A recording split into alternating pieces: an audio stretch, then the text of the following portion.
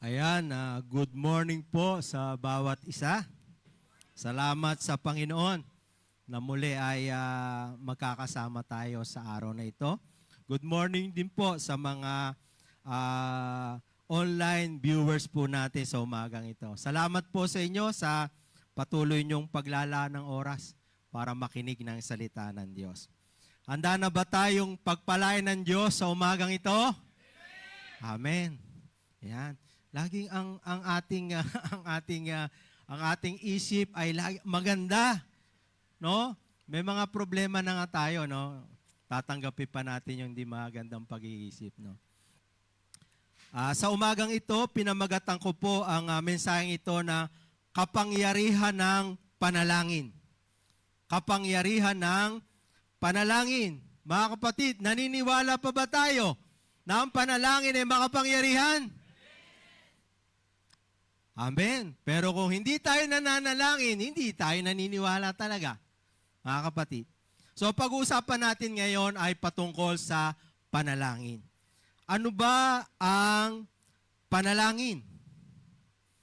Ano ba ang panalangin? Ang panalangin ay posisyon, kapangyarihan, pamamahala na ibinigay sa tao ng Diyos. Nang ito ay kanyang nilikha, mga kapatid. So napakahalaga na maintindihan natin ang malawak na pagkaunawa patungkol sa panalangin. Kasi tayo, pag sinabing panalangin, ang iniisip lang natin, paghingi sa Diyos. Diba? Pero alam nyo ba na dapat maintindihan natin kung ano talaga ang ibig sabihin ng panalangin, mga kapatid. So,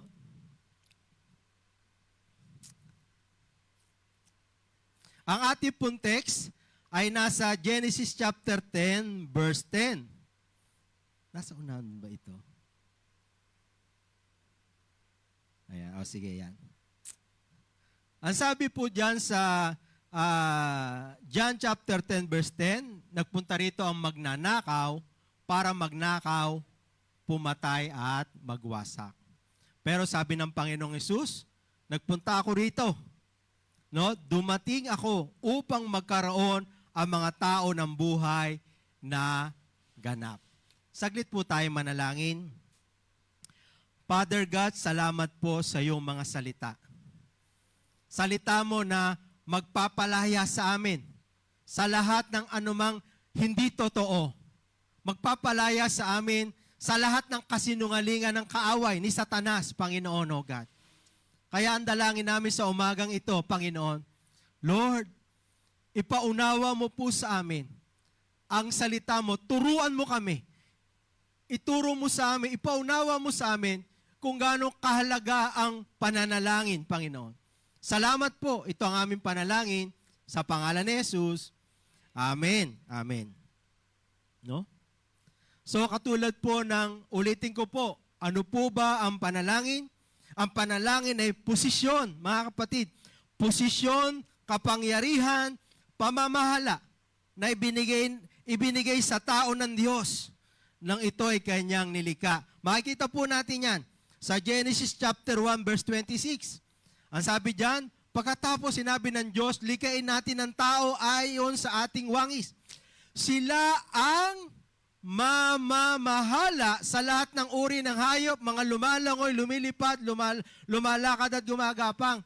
Pero sa English translation ay over all the earth, mga kapatid. So, ibig sabihin, ikaw at ako ay isang manager. Sabihin mo sa katabi mo, ikaw ay manager. Oh. Di ba nangangarap ka, o sana maging katulad ako ni boss? Hindi mo ba alam na boss ka na bago pa? No? Gusto ng Panginoon, ikaw ay mamahala, mga kapatid. So, kaya gusto ko na makinig kayong maigi, talagang makita nyo ito. Ipakita ito ng Panginoon sa atin sa umagang ito. So, makikita natin, mga kapatid, no? Tayo po ay nilikha para mamahala sa nilikha ng ating Panginoon. No? Tingnan natin, no? ano ang orihinal na plano ng Diyos sa tao? Bakit sa tao binibigay ang pamamahala? Lord, bakit sa amin? Binibigay ang pamamahala dito sa lupa, sa lahat ng kanyang nilikha, mga kapatid. Ang tao ang binigyan niya ng kapangyarihan, ang tao ang binigyan niya ng posisyon, ang tao ang binigyan niya ng pamamahala, mga kapatid. Bakit? Ano ba ang plano ng Diyos sa tao? Ano ba ang plano niya? Ang sabi sa Efeso chapter 1 verse 5, noong una pa, mga kapatid, noong una pa, tinignan ko maigi ito, para hindi ako magkamali. No, ibig sabihin, no, hindi pa namamatay ang Panginoong Hesus, no? Noong una pa, bago pa likain ng Diyos ang langit at lupa, ang tao, ito na ang plano ng Diyos sa tao. Kaya niya lilikain ang tao, noong una pa, itinalaga niya ito para maging anak niya sa pamamagitan ni Jesucristo ay na rin sa kanyang layunin at kalooban. Kaya pala ganito ang posisyon na binibigay sa atin ng Diyos. Kasi tayo po ay nilikha para maging mga anak niya. So gusto ng Panginoon, relationship, mga kapatid. Gusto ng Panginoon, ikaw at ako ay merong personal na relasyon sa Kanya. Mga kapatid, hindi lamang ang Diyos Ama, yes, ang original na anak ay ang ating Panginoong Hesus. Pero alam nyo ba, na kaya niya nilikha ang tao upang ang tao ay maging bahagi rin ng kanyang pamilya, maging mga anak niya, mga kapatid. So, kaya nga, kitang-kita natin dito, noong una pa, ito na yung plano ng Diyos sa atin. Kaya lang, may masamang balita. May masamang balita. Ninakaw ni Satanas ang pamamahala na yan. Bakit? Nung nagkasala po si Eva at si Adan. Tingnan po natin sa Efeso chapter 2, verse 1 and 2. Noong una, itinuring kayong patay ng Diyos dahil sa mga pagsuway ninyo at mga kasalanan. So, bakit? Bakit ito nanakaw? Dahil sa pagkakasala ng tao. Kaya dahil doon, namuhay kayong gaya ng mga tao makamundo. Ano po ang nangyari? Sakop kayo noon ng kapangyarihan ni Satanas, ang hari ng mga espiritong naghahari sa mundo, mga kapatid. Ibig sabihin nun, dahil doon, si Satanas ang siyang nagkaroon ng control dito sa mundo. Kaya nga ano nangyari sa mundo na napakaganda na ginawa ng Diyos. Nagkaroon ng napakaraming problema, kalbaryo, sinira, mga kapatid, ni Satanas, ang magandang imahe ng mundo na ginawa ng Diyos. Hindi ginawa ng Diyos na pangit ang mundo, napakaganda ng mundo. Pero ano nangyari? Hindi po ang Diyos ang nagpapangit, mga kapatid, no? Walang iba kundi ang kanyang kaaway, walang iba kundi si Satanas, mga kapatid. Siya ang nagpapangit. Pero may magandang balita, mga kapatid. Sabi sa John chapter 19 verse 30, nang masipsip na ni Jesus ang alak, sinabi niya, tapos na. Iniyuko niya ang kanyang ulo at nalagot ang kanyang hininga. Ano po ang eksena na ito? Ang eksena na ito ay ang Panginoon nang siya ipinako sa krus. No? Hindi po ito salita ng pagkatalo. Ang sabi ng Panginoon nang siya ay naindoon na, ang sabi niya, tapos na. At siya, ang kanyang ulo at siya ay nalagot ang kanyang hininga. Ano po ang eksena na ito?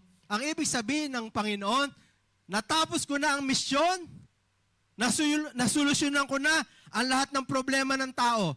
Spiritual, physical, at yung pamumuhay ng tao. Mga kapatid, ang laking problema ang nangyari noong ang tao ay nagkasala. Spiritually, sinasabi diyan, patay kayo sa harapan ng Panginoon. Patay tayo spiritual. Nahiwalay tayo sa Diyos. Nahiwalay tayo sa Diyos. Physical, nagkaroon ng kamatayan ng tao. Nagkaroon ng karamdaman ng mga tao. Hindi po yan ang plano ng Panginoon, mga kapatid.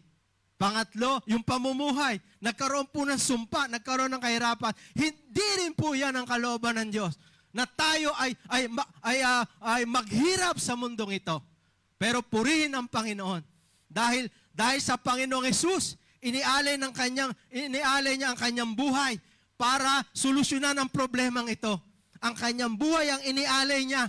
Namatay siya sa krus para bayaran ang ating mga kasalanan. Namatay siya sa krus para ibalik tayo ng Diyos doon sa original na plan niya. Yung magandang plano ng Diyos sa buhay natin, mga kapatid. Tinapos at binawi ito ni Jesus doon sa krus ng Kalbaryo, mga kapatid. Kaya napaka-halaga at maintindihan natin ano ang layunin ng ating Panginoon. Bakit inialay niya ang kanyang buhay? Hindi yan para sa kanya. Iyan ay para sa iyo at para sa akin, mga kapatid. Kaya inialay niya ang kanyang buhay. At ang sabi sa Mateo 28 verse 18 to 20, talaga bang nabawi ng Panginoon? Talaga bang natapos ng Panginoon ang problema ng tao? Ang sabi sa Mateo 28 verse 18 to 20, lumapit sa kanila si Jesus at sinabi, ano po ang eksena na ito? Ang Panginoon ay muling nabuhay. Hindi na natiling patay ang Panginoon. Sa ikatlong araw, muli siyang nabuhay. Nagpakita siya sa mga alagad ng 40 araw. Nagturo siya patungkol sa kaharian. At yung araw na ang Panginoon ay babalik na sa langit, ang sabi niya, lumapit sa kanila si Jesus at sinabi, ibinigay na sa akin ang lahat ng kapangyarihan sa langit at sa lupa. Ibinigay na sa akin ang lahat. Ibig sabihin, walang naiwan. Nasolusyonan ng ating Panginoong Jesus ang lahat ng problema ng tao, spiritually, physically, at yung pamumuhay natin, mga kapatid. Sabi diyan, ibinigay na, nabalik, nakuha, nabawi ng Panginoong Jesus ang posisyon na ito. Ang tanong, no? Kaya nino ibinigay ang posisyon na ito? Kaya nino ibinigay? Mga kapatid, sabi sa John 1:12,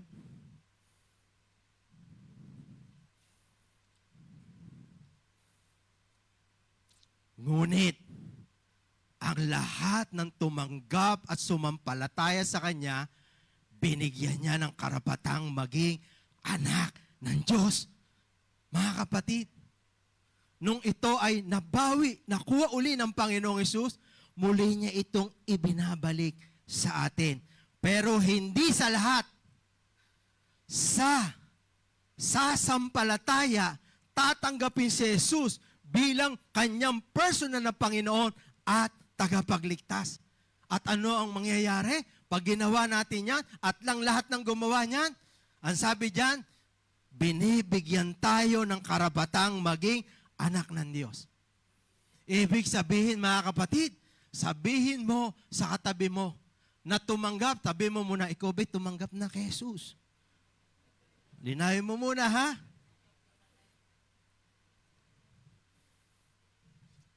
O, sumagot ba? Sumagot? O, balikan mo siya. Balikan mo siya. Ikaw ay makapangyarihan.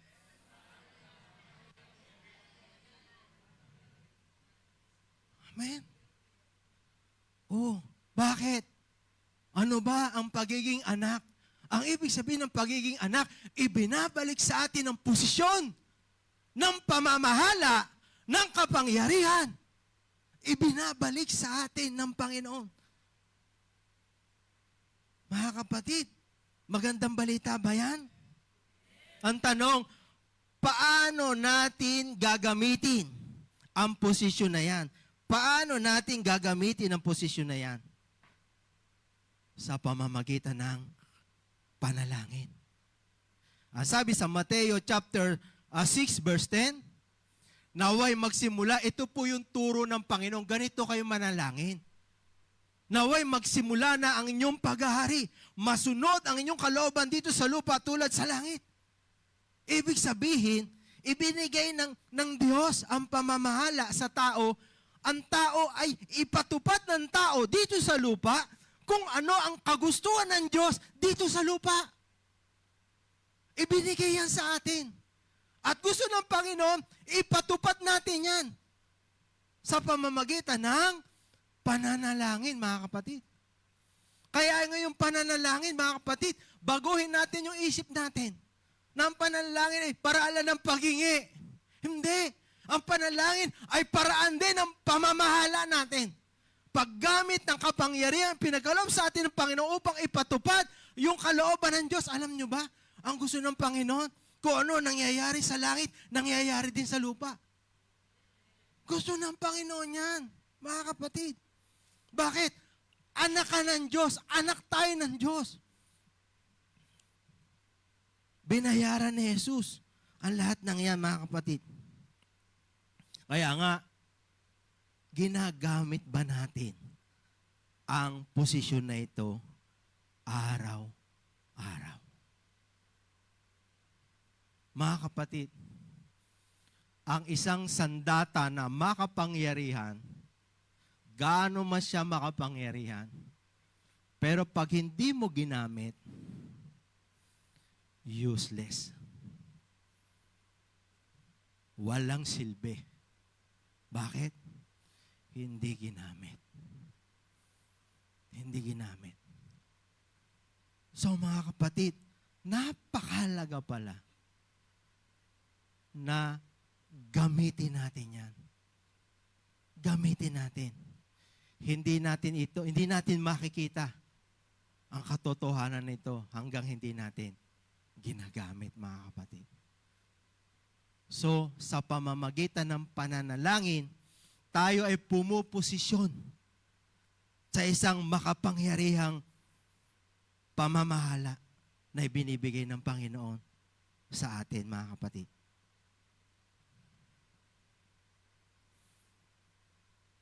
Pananalangin. Ngayon, ang pag-uusapan natin, saan nais ng Diyos na gamitin ang pananalangin? Alam nyo, ano na tayo eh. Sanay na tayo humingi. Tama? Di ba? Pag nananalangin tayo, yun naman talaga laging pake natin, paghingi. Pero ang tanong ko, yung pinapatupad mo, yung kalooban ng Diyos sa pananalangin, yan ba ay sanay na sanay tayo? Hindi po. Kaya nga gusto ng Panginoon, ituro ang dalawa. Alam nyo, maraming parte ang pananalangin. Maraming parte. Pero nais ng Panginoon, itong dalawang ito ay talagang magamit din natin. Magawa natin sa ating pananalangin. Hindi lang puro tayo hingi. Mga kapatid. Gusto ng Panginoon na gamitin natin yung pananalangin sa pagpapatupad ng kalooban ng Diyos dito sa lupa. Saan natin gagamitin? Diyan po pumupunta muli. Balik tayo sa John 10:10. Ang sabi sa John 10:10, dumarating ang magnanakaw para lang magnakaw, pumatay at magwasak. Ngunit dumating ako upang magkaroon ang mga tao ng buhay na ganap. Unang-una po na nais ng Panginoon na gamitin natin ang pananalangin, number 1, para wasakin ang gawa ni Satanas. Wasakin ang gawa ni Satanas. Sa verse na binasa natin kanina, ano yung gawain ni Satanas? Magnakaw, pumatay, at magwasak. Mga kapatid, hindi ang Diyos ang masama. Hindi ang Diyos ang nagbibigay ng parang pangit sa buhay natin. Unang-una, may kaaway tayo na hindi nakikita. Siya ang punot dulo ng mga pagnanakaw. Mga kapatid, pagwasak, pagpatay. Siya. Kung ikaw ay may kapayapaan, gusto niyang nakawin niyang kapayapaan mo. Kung ikaw ay masaya, gusto niyang nakawin niyang kasiyahan mo. Kung ikaw ay meron kang mga bagay sa buhay mo na maayos, maganda, gusto niyang nakawin yan. Ang tanong, papayag ka ba? So, kailangan gamitin ang posisyon. Ang panalangin. Mga kapatid, alam niyo si Satanas, magnanakaw siya. Oh, 'di ba? Ninakaw niya yung posisyon ng tao. Nung namahala siya sa lupa, ano nangyari sa lupa? 'Di ba? Ang pangit na nangyari sa lupa. Pero mga kapatid, nabawi na yan ng Panginoon. Nabawi na yan ng Panginoon. Kaya nga, ang sabi doon, no? Gawain yan. Gawain niya ni Satanas. Ang pumatay, ang magnakaw, pumatay at magwasak, mga kapatid. Pero, ano ba ang gawain ni Jesus at ng mga anak ng Diyos? Sabihin mo sa katabi mo, gawain natin yan. Tingnan natin sa 1 John chapter 3 verse 8.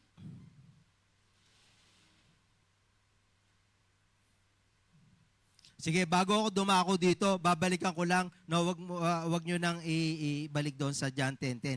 Kasi sabi sa John 10:10, nagpunta rito ang magnanakaw para magnakaw, pumatay at magwasak. Ngunit, sabi ng Panginoon, dumating ako sa lupa para bigyan kayo ng isang ganap at kasiyasyang buhay. Yun ang gawain ng Panginoon, mga kapatid. Gawin niya na isang ganap at kasiyasya ang buhay natin. Yun ang gawain niya, mga kapatid. At yung gawain na yon, mga kapatid, ay nais ng Panginoon ipagpatuloy natin na kanyang mga anak. Gusto niya ipagpatuloy ito sa buhay natin. Kaya nga, makikita natin dyan. Sabi sa 1 John chapter 3 verse 8, Ngunit ang nagpapatuloy sa kasalanan ay kampo ng dyablo dahil ang dyablo ay gumagawa ng kasalanan mula pa sa pasimula. Ito ang dahilan kung bakit naparito ang anak ng Diyos upang wasakin ang mga gawa ng dyablo. Yan po ang isang dahilan bakit nagpunta ang Panginoon. Wasakin niya ang gawa ng kaaway sa mga buhay natin. Gusto niyang wasakin yan. At ang sabi sa Mateo chapter 18 verse 18, sinabi ko sa inyo ang totoo, anuman ang ipagbawal ninyo sa lupa, ay ipagbabawal din sa langit. At anumang ipahintulot nyo sa lupa, ipahintulot din sa langit. Alam nyo ba yon? Alam ba natin to? Na tayo ay merong, binigyan tayo ng kapahintulutan ng Diyos Ama. Na pag hindi natin ipinahintulot sa lupa, hindi ipahintulot sa lupa. At kung ipahintulot natin sa langit, mangyayari, mga kapatid. Sa pamamagitan ng panalangin.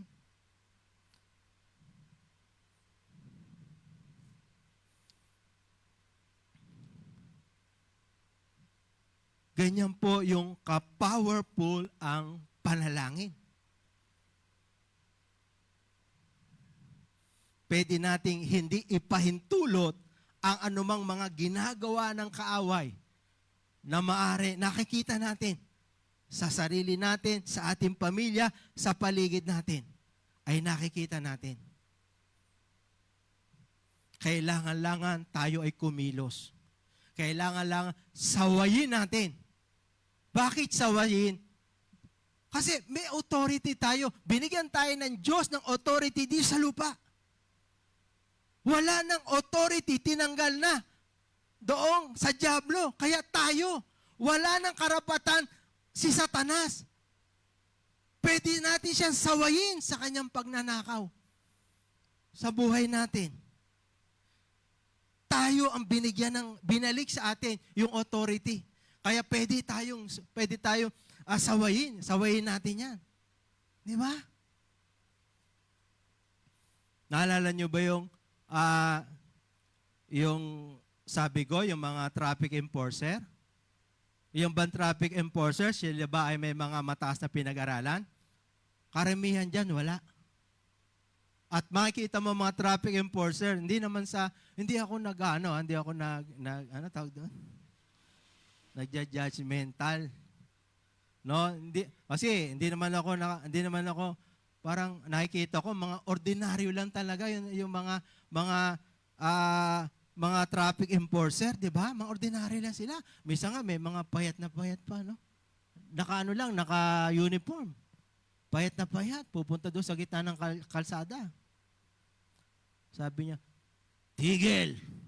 Aba, tigil lahat yung sasakyan eh. Gano'n man kalaki yung sasakyan, yung truck, lahat tigil. Pag sinabi tigil. Hindi naman tinitingnan ng mga driver. Yung, ay, ano ba ito? Sino ba ito? Sagasaan ko nga ito. Sino ba itong kala mo? Di ba? Hindi. Nakita nila yung uniforme. Nakita nila ano yung posisyon na meron yung traffic enforcer na yun. Binigyan siya ng power ng mayor para dala ng kaayusan sa kalsada. Kaya kahit na, tigil, tigil. Titigil ba yon? Yes, titigil. O, di ba? Sabihin mo sa mga kalalaki, mas gwapo ka pa, doon eh. Di ba? O, di ba? Gano'n. Iba yung power pag ginagamit ng ano yan. Minsan nga umaabuso pa eh, di ba? May mga hindi naman nila lahat. Inaabuso yung kapangyarihan. No, alam nila may power sila, mga kapatid.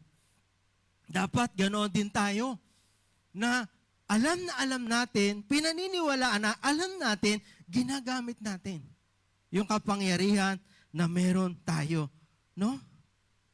So dito sinabi sa Mateo 18:18, no? Binigyan tayo ng Panginoon ang ipagbawal. Pag pinagbawal mo, talagang hindi pwedeng gawin ng kaaway yan. Pag pinahintulutan mo, mangyayari yan, mga kapatid. Binigyan tayo ng kapangyarihan. So ibig sabihin, kung ang dyablo ay para magnakaw, pumatay at magwasak, tayo po, mga kapatid, ay para bawiin, buhayin, magbuo, mga kapatid. Ito ang gusto ng Panginoon na gawin natin. Yung mga ninakaw ng kaaway, bawiin natin. Bakit? Hindi yung kanya, sa'yo yun. Sa atin yun. Sa atin yun. Na kailangan bawiin natin. Ano man yung mga ninakaw ng kaaway sa buhay natin. Kailangan bawiin natin. Gamitin natin yung kapangyarihan na binigay sa atin ng Panginoon. Bawiin natin yan. Ano man yung parang pinatay ng kaaway sa buhay natin. Ano yung pinatay sa buhay natin? Pag-asa. Nawalan na tayo ng pag-asa dahil sa mga sitwasyon ng buhay natin. Tinatanggal ng kaaway yung pag-asa. Pinapatay niya. Sige na, ikaw mag-isip ka ng di maganda. Ayan, ang buhay mo, wala ka ng pag-asa talaga. O, di ba ano mangyayari? Pinapatay niya ang pag-asa natin. Pinapatay niya ang pananampalataya natin sa Diyos. Huwag kang pumayag. Huwag tayong pumayag, mga kapatid.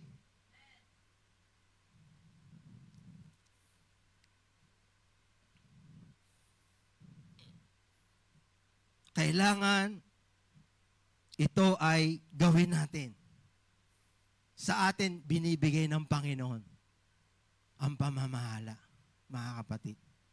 Pwede tayong humingi sa Panginoon at pwede rin tayo na gamitin yung kapangyarihan kapag nakakakita tayo ng mga bagay na alam natin, hindi, gawa ito ng kaaway. Hindi ko to pinahintulot sa pangalan ni Jesus. Sa pangalan ni Jesus. Pangalawa, una, wasakin ang gawa ni Satanas. Wasakin ang gawa ni Satanas. Alam nyo, bakit ito yung una?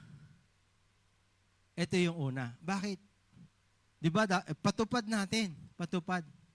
Alam nyo si Satanas, kahit na alam niyang talunan siya, hindi yan sumusuko. Hindi yan nagbabalik. Hindi yan babalik. Maliban, kuhanin mo. Hindi niya ibabalik yan. Ganyan si Satanas. Kahit tibi mo, alam niya na. Kahit alam na niya kung anong kanyang kahinatnan sa huling araw, walang pagsuko si Satanas. Kaya nga, mga kapatid, meron tayong bahagi. Bawiin natin. Buhayin natin. Buuin natin. Ano man yung mga nagawa na pamiminsala sa atin ng ating kaaway, mga kapatid. Pangalawa, ipatupad ang kalooban ng Diyos. Ipatupad ang kalooban ng Panginoon. Ulitin natin, Matthew 6, verse 10. Naway magsimula na. Naway magsimula na. Ito ay salitang pagpapatupad. naway magsimula na hindi ito hiningi, Lord, pwede po bang mag-ari kayo? Hindi po. Ang sabi rito, naway magsimula na, let your will be done, let your kingdom come. At masunod ang inyong kalooban dito sa lupa, tulad ng nasa langit. Ito sinasabi ko kanina. Hindi madamot ang Diyos, mga kapatid. Diyos nga siya ng magandang plano sa buhay natin. May kaaway. Kaya nga, dapat ipatupad natin. Naalala niyo ba yung buhay ni Daniel noon Sunday? Si Daniel nagbabasa ng aklat ni Jeremiah. Kasi yung bansa nila, alipin sa loob ng maraming panahon. Pero merong pangako ang Panginoon na sinabi ng propeta, Jeremiah, na pagdating ng 70 years, lalaya na sila sa pagkaalipin. Nung binilang ni Jeremiah yung taon, sabi niya, 70 years na, lampas na. Ang sabi ng salita ng Diyos, lalaya na kami. Anong ginawa ni Jeremiah? Hindi siya pumayag. Ni Daniel, hindi siya pumayag. Si Daniel ay nanalangin, mga kapatid. Nanalangin siya, nag-ayuno ng 21 days. Nanalangin siya. Ano nangyari? Mga kapatid, na nangyari yung pangako ng Panginoon.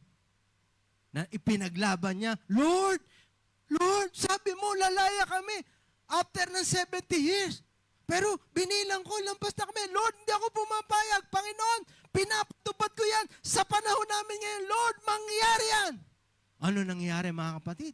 May dumating na anghel. Si Anghel Gabriel.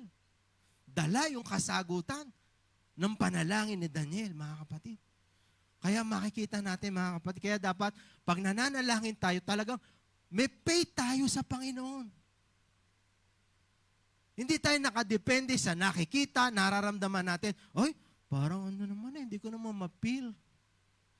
Hindi ganoon. Ang faith ay hindi sa nakikita, hindi sa naririnig, hindi sa nararamdaman. Ang faith ay nakabase sa kung ano ang sinasabi ng salita ng Diyos, mangyayari yon, mga kapatid. Mangyayari. So, makikita natin, no? Number 2, ipatupad ang kalooban ng Diyos. Matthew 6:10, ang ibig sabihin, sa paanong paraan? Sa pananalangin. No? Kaya nga, ano ang ipatutupad natin sa panalangin? Ano ang ipatutupad natin sa panalangin? Teka muna, mga naglalagablab ako dito.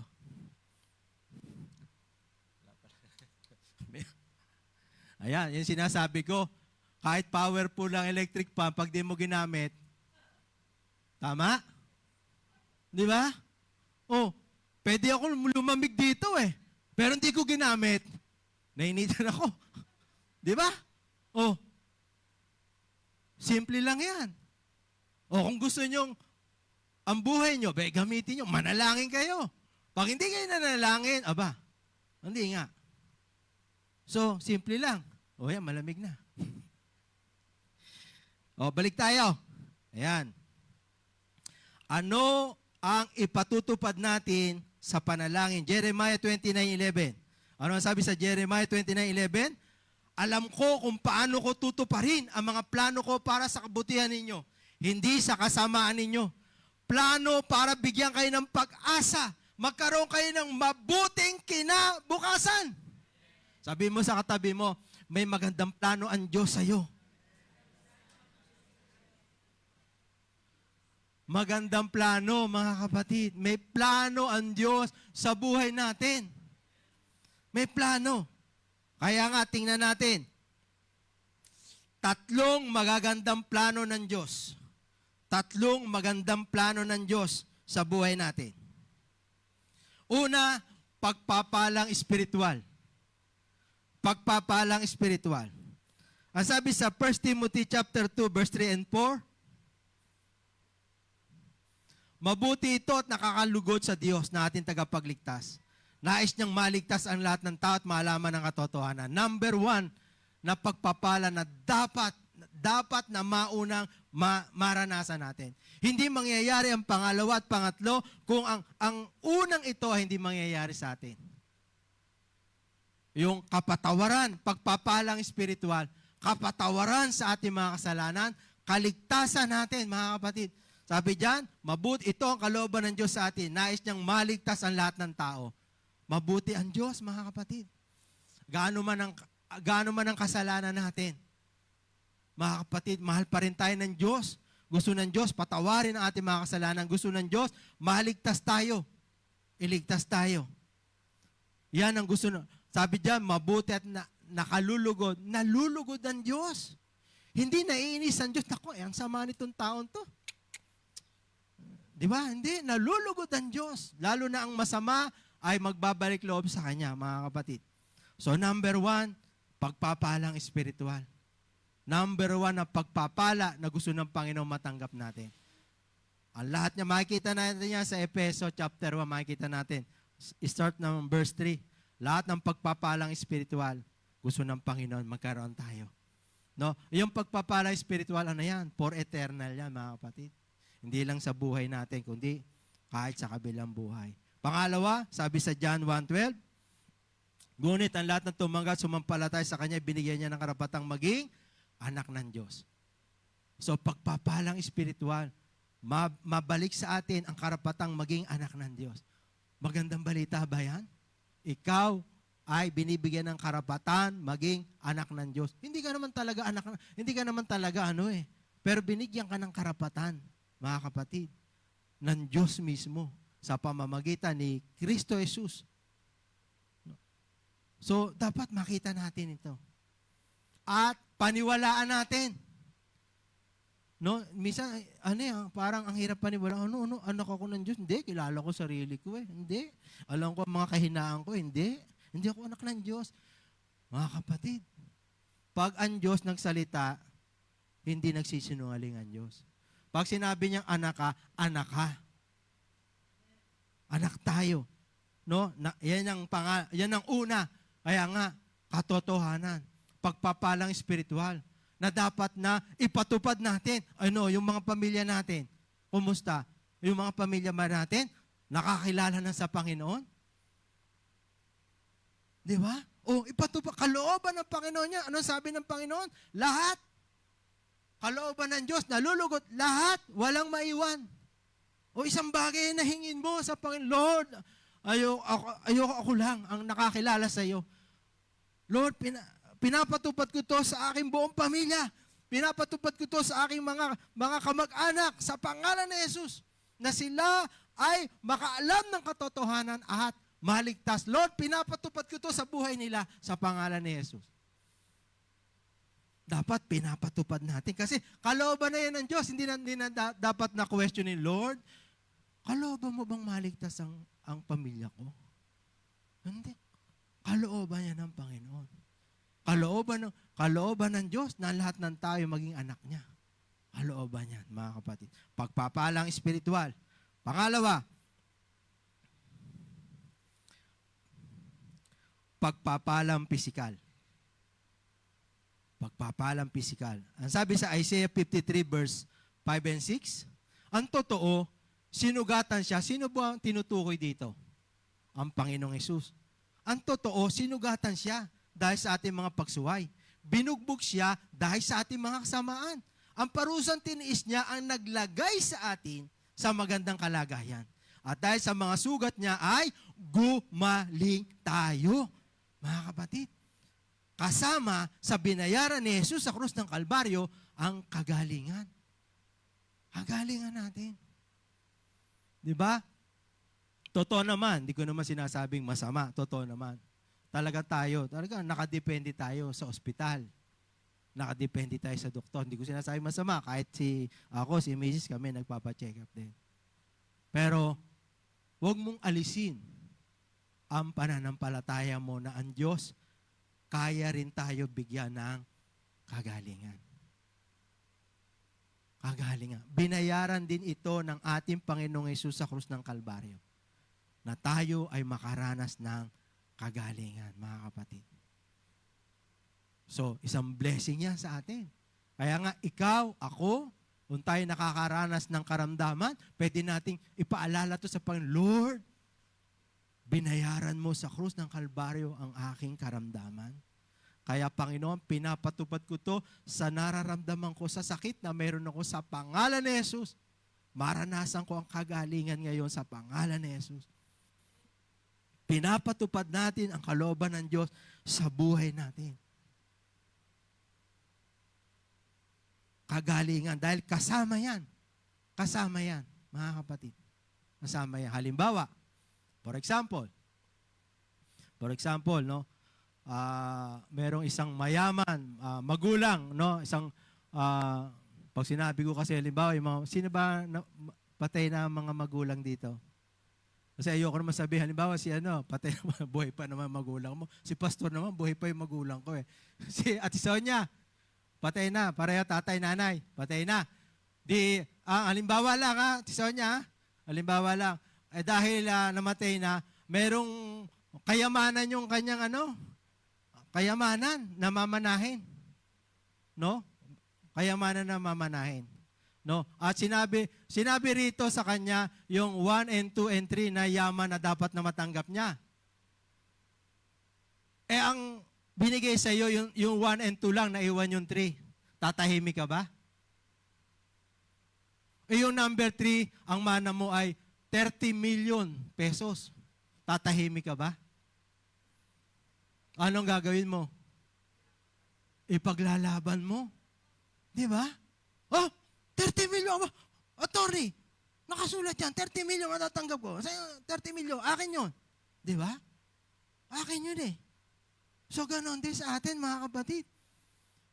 Huwag lang kulang-kulang na pagpapala ang paniwalaan natin. Buuin natin. Binuo ni Jesus eh. Tinapos ni Jesus ang lahat ng problema natin. Bakit hihingin natin kulang-kulang? Hingin na natin ang buo, mga kapatid. Alam mo, kagalingan, paniwalaan natin. Tanggapin natin sa buhay natin. Sapagkat ito ay kasama sa binayaran ni Jesus sa krus ng Kalbaryo. Sabi sa 3 John chapter 1, verse 1 and 2, mula sa namumuno sa iglesia, mahal na kaibigang Gaius, na lubos ko minamahal, idinadalangin ko na maging malusog ka. Sana'y mabuting kalagayan tulad ng buhay mong espiritual na alam ko nasa mabuting kalagayan. Kita nyo? Hindi lamang espiritual ang gusto ng Panginoon maging mabuti sa atin. Maging mabuti rin ang alin? Physical nating kalagayan. Maging malusog ang ating kalagayan. No? Kaya lang, ouch tayo dito. Bakit? Kasi kaya naman hindi nagiging mabuti yung physical na kalagayan natin. Dahil medyo hindi tayo disiplina sa pagkain. Di ba? Di ba? Hindi ang Diyos ang nagbibigay ng karamdaman. No? Kundi tayo, tayo, gusto natin lahat masarap. Masarap, araw-araw masarap. So, dapat yung kakainin natin ay nakakapagpalusog. Hindi masarap lang. No? Yan. Paminsan-minsan. Hindi, pastor, paminsan-minsan lang. Yung paminsan-minsan, nawiwili. Di ba? Ayan, okay. Kasama si pastor dyan, ha? Pag nakita niyo si pastor na tumataba, naku, si pastor. Ayan, tingnan niyo ang aking, Ayan. So, yun po, no? Pinapakita dyan. Pangatlo, pagpapala sa pamumuhay. 2 Corinthians chapter 8, verse 9. Sapagkat alam naman ninyo ang biyayang pinakita ng ating Panginoong Hesukristo na kahit mayaman siya doon sa langit, nagpakaduka siya dito sa mundo, alang-alang sa atin, para sa pamamagitan ng kanyang kahirapan, maging mayaman tayo. Sabi mo sa katabi mo,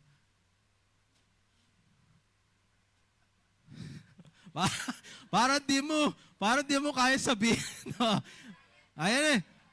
Magdeklara tayo. Sabihin mo sa katabi mo, yayaman ko. Manggitil ko. Yayaman ko. Pwede ba palakpakan natin ang Panginoon dyan?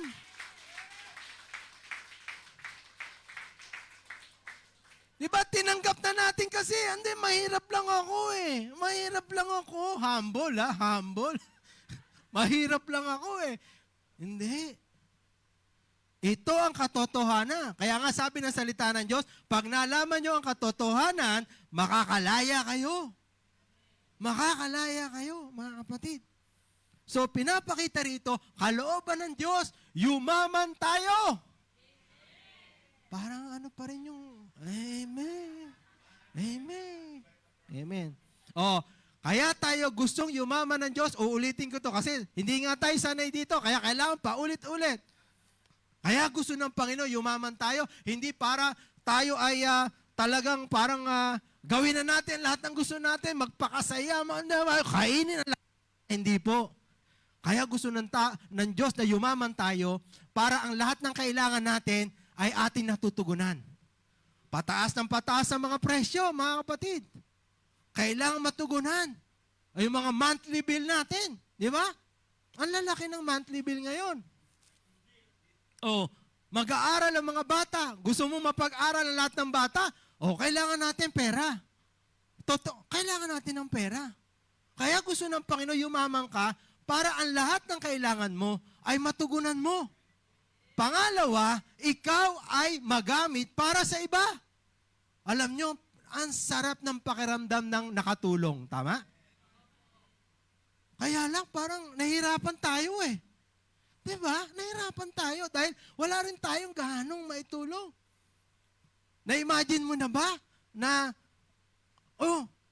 may sakit. Sige. Toy, dali mo sa ospital yan.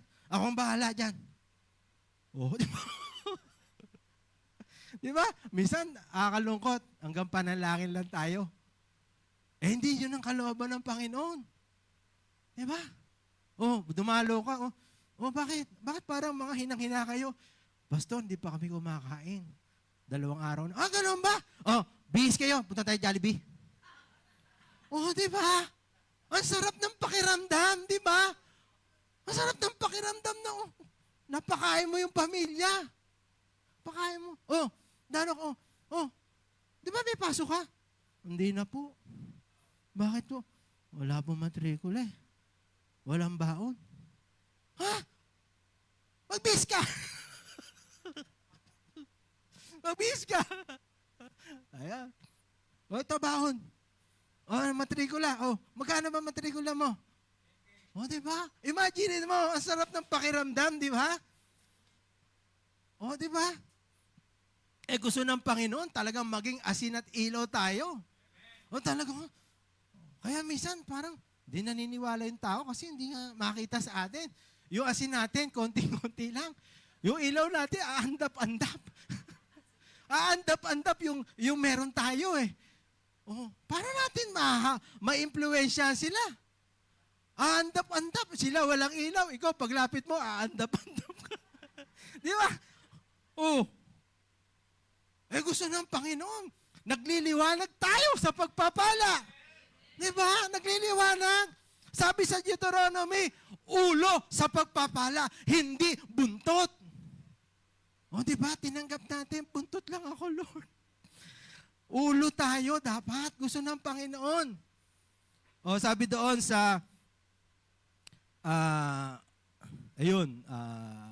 Pilipos. Naidagdag kaya ni salamat BJ. Sabi sa Pilipos chapter 4 verse 19 to 20, at dahil kayo'y nakikristo, ayan, dahil kayo'y nakikristo, hindi dahil sa ikaw ay paano yan, pastor? Ito lang ang trabaho ko eh. Ito lang trabaho ng asawa ko. Ang mga anak ko ganito, hindi eh.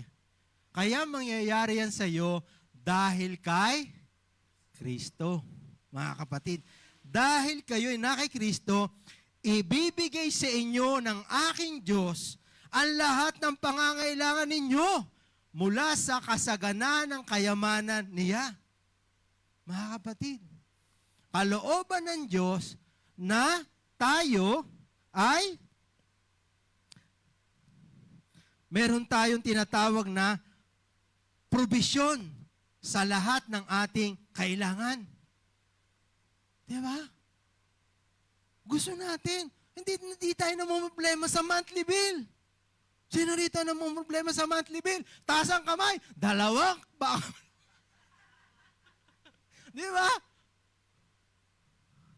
Oh. Gusto ng Panginoon na lahat ng yan, katagpuin ng Panginoon. Kaloob. Kaya, hindi ako papayag, hindi na, ay mananala. Lord, sabi mo, ayoko na ng gantong, ayoko ng ganto. Gusto ko, Lord, laging bayad yung aking monthly bill. Ang tanong, pinapanalangin mo ba? Oh, yun ang problema. Kaya dumadating na lang, oh Lord, tulungan mo ko, Lord. Anak ba't naman late ka?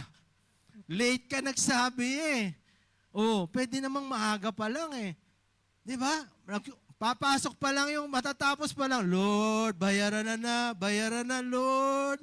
Lord, pengi pambayad. Di ba? So, kalooban ng Diyos na i-provide ang lahat ng ating mga pangailangan. Example, paano ba manalangin sa ganito? Example ko ito. Sige, tingnan natin yung spiritual. Di ba? Sabi ko nga, kalooban ng Diyos, lahat ay makaalam ng katotohanan at maligtas. Panalangin mo. Panginoon, kalooban mo, lahat maligtas. Pinapatupad ko ito sa aking asawa. Pinapatupad ko ito sa aking mga anak. Sa pangalan ni Jesus, Lord, kalooban mo ito, kaya ito yung mangyari sa kanila. Sila rin maging katulad ko. Makakilala rin sa iyo. Sila rin ay maging mga anak mo. So, yun, pagpapanalangin, pagpapatupad. Hindi pagingi, kaloob. Hindi, kasi kalooban na ng Panginoon, kalooban yan ng Diyos, hindi mo na kailangan hingin. Ipatupad mo na yan dito sa lupa, sa pamamagitan ng panalangin. Pangalawa, pisikal. Kalusugan, kagalingan. So, pwede natin panalangin yung ating katawan. Una, kaya sabi ko nga, kung medyo na-abuse, tayo mismo na-abuse natin katawan, Lord, unang-una, sorry. Alam ko, kaya ako nagkaganto. Medyo, napasarap lang po ng kain. Napasarap lang po ng kain. Di ba? Hingi tayo ng tawad. At Lord, kalooban mo, binayaran mo sa krus ng Kalbaryo ang karamdaman namin. Kaya Lord, pinapatupad ko to sa buhay ko, Lord. Maranasan ko po ang kagalingang bunga ng ginawa mo sa krus ng Kalbaryo. Sa pangalan ng Panginoon Jesus. Pangatlo, sa ating pong pabubuhay, ano sabi dyan sa Pilipos? Kalooban ng Panginoon, lahat ng pangangailangan. Panginoon, pinapatupad ko po ito, Panginoon, sa araw na ito. Lord, hindi po kami magkulang na meron kaming pambili ng bigas, may pambili ng ulam, may baon ng mga bata. Lord, ang aming monthly bill ay lagi mabayaran. Pinapatupad ko na maranasan ko po ito, Panginoon. Sa pangalan ni Jesus. Sa pangalan ni Jesus. Kalooban mo yan, Lord, mangyari yan sa buhay ko. Mangyari yan sa pamilya ko sa pangalan ni Jesus. Ganoon yung pagpapatupad sa kalooban ng Panginoon sa pamamagitan ng panalangin, mga kapatid. So, yun po, no? So, tayo po ay tapos na. Ano po yung nais na ituro ng Panginoon sa atin? Simple lang po, mga kapatid. Muli, ilagay natin sa ating mga puso at isipan. Ang panalangin ay totoong makapangyarihan. Ang panalangin ay makapangyarihan, mga kapatid. Makapangyarihan ang panalangin. Ano ang challenge ng Panginoon sa atin sa umagang ito? Nais ng Diyos na gamitin natin ito. Araw-araw. Araw-araw ba may pangangailangan? Araw-araw ba may mga pagsubok na dinadaanan tayo? Meron. Pero ito ang magandang balita sa umagang ito. Binigyan tayo ng kapangyarihan ng Panginoon para ipatupad ang kanyang kalooban, ang magandang kalooban niya sa buhay natin sa pamamagitan ng panalangin, mga kapatid. Mga kapatid, sa umagang ito, kung nakita natin na, minsan maisipan lang natin mag-pray, nagpe-pray lang tayo pag may mabigat na problema, lalo na pag walang problema, walang prayer, nakakatakot yan. Bawat araw tayo'y manalangin. Ang panalangin ay pagdepende sa Diyos. Ang panalangin, ang Diyos na ang kikilos sa iyong sitwasyon. Pero pag hindi tayo nananalangin, sinasabi natin sa Diyos, Lord, hindi kita kailangan ngayon. Kaya ko. Pag hindi tayo nananalangin, mayabang tayo. Mayabang. At ang sabi ng Panginoon, ang mga nagmamataas, ang mga mayayabang, ibababa ng Panginoon. Ang pananalangin ay laging, Lord, hindi ko po kaya.